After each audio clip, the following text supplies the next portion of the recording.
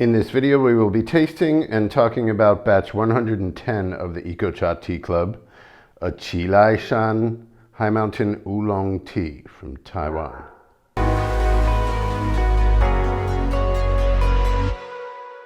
Batch 110 of the EcoCha Tea Club is a Qi Lai Shan High Mountain Oolong tea from Taiwan.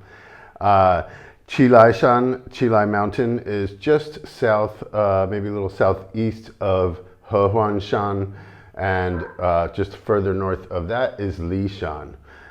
So it's in that general mountain range where it is some of the highest elevation tea grown on Taiwan, not far as the crow flies south of Lai Shan, and the climate is not so different. So Qi Lai Shan, it has what, in my personal experience, it's had a mixed reputation, and it's a more recently developed area. And I've visited there a couple of times, but I went to the what would be considered Qi Lai Shan proper, the mountain itself, and that soil composition is basically shale, which is not so uncommon in He Shan, the areas called Cuifeng, Cuiluan, Qingjing, and further north Lai Shan. Many of the mountain sides are very high in shale, not a lot of topsoil. This farmer, who we met several years ago, I met him originally at the Nantou County Global Tea Expo, and I was impressed, and then, we just we never procured tea from him until now. And we wanted to get something nice and high quality and fresh, fresh being the main point for our New Year's batch of tea starting off 2025. And I had seen him earlier in October of this year, and October 24.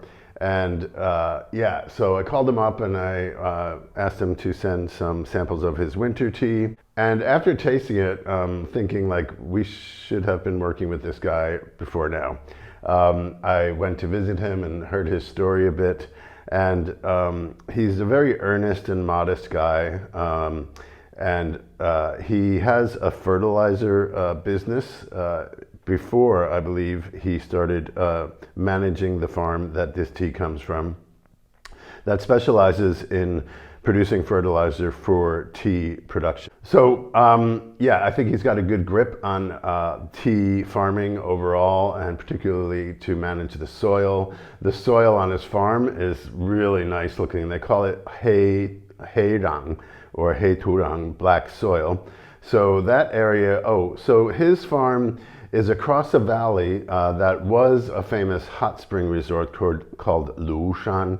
So there's Qi Lai Shan on the northern side of the valley, and then on the southern, there's the hot spring in the valley, and he's up on the other side. So yeah, I tasted the tea, I was like, wow, this is like Lai Shan tea that I haven't tasted in a while.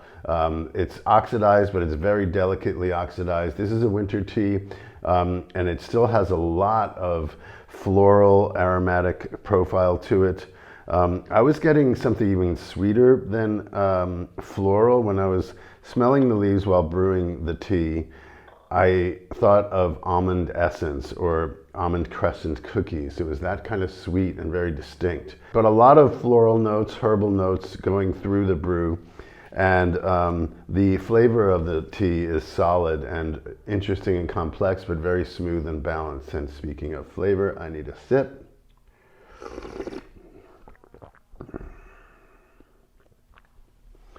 And we brought the tea, when I went to his place and tasted it with him, he said, I haven't dry roasted this yet, as I've come to call it, meaning that Mao Cha, or straight from the factory, more and more people, including us, especially with our Ali Shan and Shanlin Shi tea, will put it in the tea oven and roast it at low temperature, like 70 or 80 degrees. It's not even up to boiling temperature, water boiling temperature, for not a long time. It's basically, the purpose of this is to remove any remaining moisture content in the leaves. It's really hard to get all of the moisture out of the stem material, particularly in the initial processing.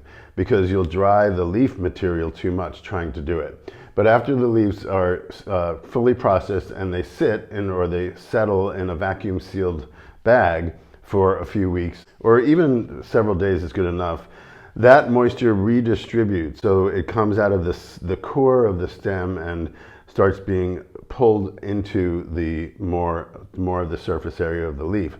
So then after several days of sitting, you can put it in the oven and dry it. And the idea is not to lose the freshness. Basically, don't change the flavor profile, but just to take that moisture out, because that moisture will eventually result in a stale flavor. It's the water content that will shorten the shelf life or reduce the length of freshness in a bag of tea. So tea professionals, including us, have decided this is a good idea. We brought this tea to our mentor Lisa, and she handled that part for us. He would have done it, but we only bought enough. It was after he sold the bulk of his winter crop, which was less than usual. He actually sacrificed a whole day of harvest because the typhoon arrived.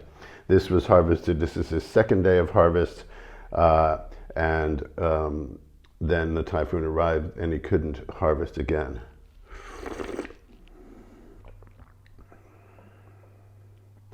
I brewed it earlier today, and when as usual, I'm drinking the tea while it's being brewed from one brew to the next, so it's still hot and it's very volatile. There's a lot more aromatic profile going on.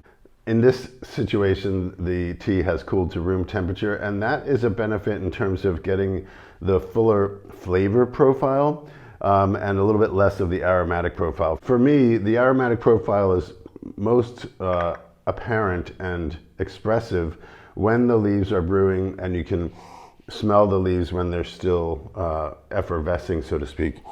You can get a good aromatic profile after emptying a pitcher as well. This is still the final brew. I did 6 brews overall.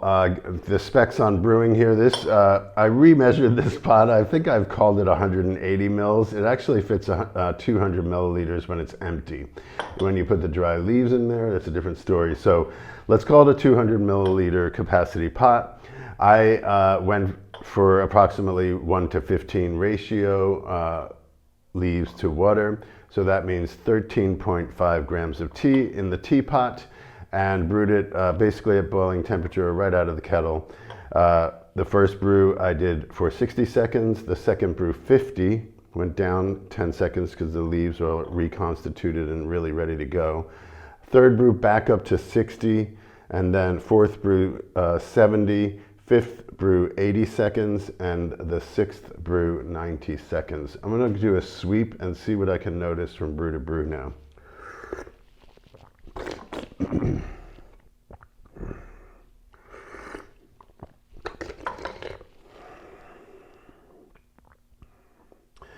Definitely stronger on the second brew, even though it was 10 seconds less. Just more flavor, more concentrated flavor for sure. Really nice thick mouthfeel, a lot of substance to this tea. Winter teas tend to be mellower, not so vibrant in their flavor profile, but when it was the leaves were giving off a sweet pastry and floral aroma. The flavor to me is more of a herbal profile. But it's definitely complex enough that I don't think vegetal. It's like there's aromatic complexity to the flavor profile as well. It's sort of, this batch of tea has reminded me that region does have a distinct quality to it. Qi Lai Shan tends to be the most accessible flavor profile, very soft and complex enough, but more obvious notes, so to speak. Shandenshi is more of a foresty, deeper quality and less bright than Qi Lai Shan. And this farmer has kind of coined a term. They call it Shandenxiang, forest fragrance or forest aroma, in their personality of the tea that is produced from his farm.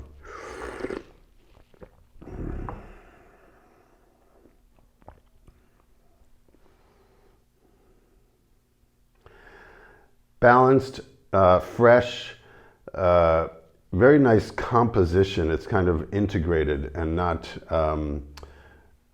what they call 杂味 or muddled flavor to it.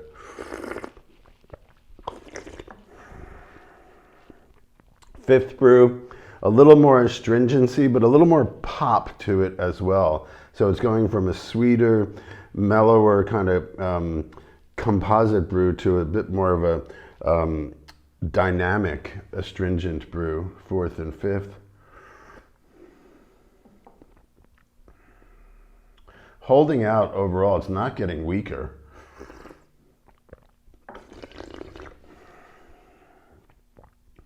Okay, I'm getting a different flavor.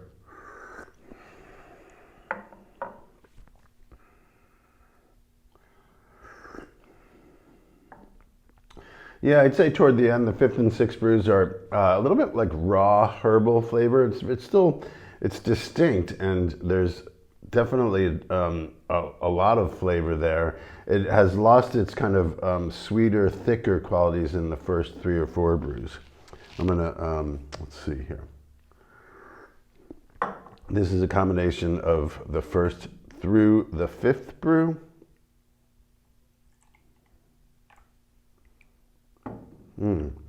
My head is like effervescing. I can feel it like through my sinuses. I'm just on the end of a cold as well, so my tongue is still a bit weird, and it's my taste buds aren't completely normal.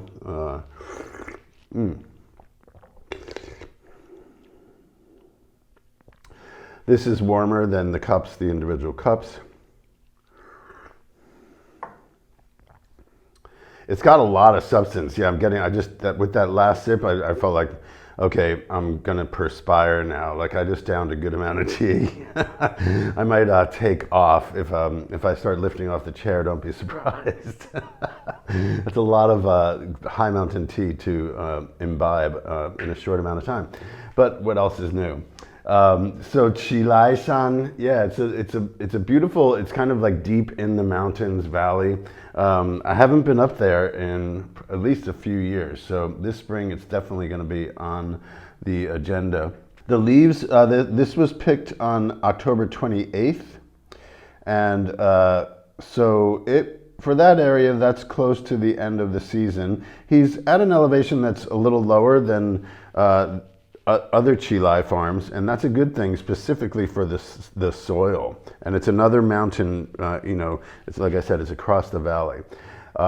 So in that respect, it's kind of similar to Shanlinshi in its elevation, but we can't really compare because they're far enough apart that they do have different climates. And soil is a big thing. Obviously, it's plants, right? So if you have a live soil that you're feeding properly with fertilizers, that is a major plus. It's really going to give the distinction. And I watched a couple of, they were like reality TV shows that did a story on this farmer.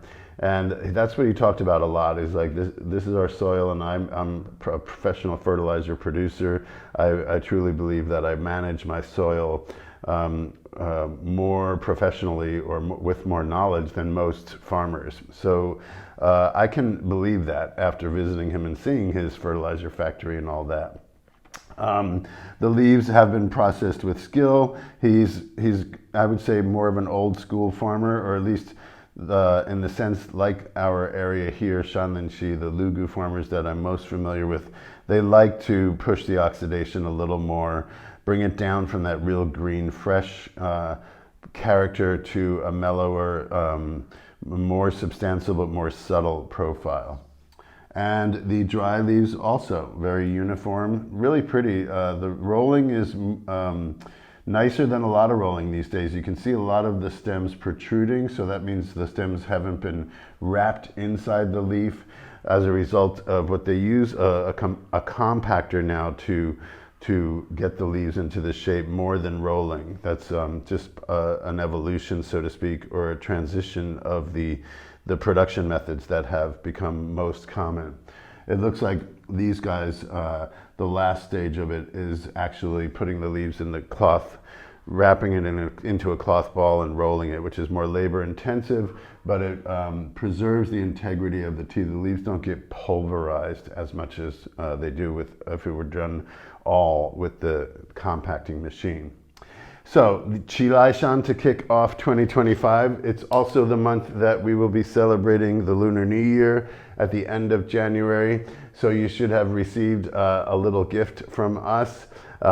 This coming year will be the Lunar New Year of the snake. We're finishing up the year of the dragon, tail of the dragon, head of the snake, heading into 2025. Best wishes to everyone in the new year, both in 2025 and the Lunar New Year of the Snake. Thanks for being with us. See you next time.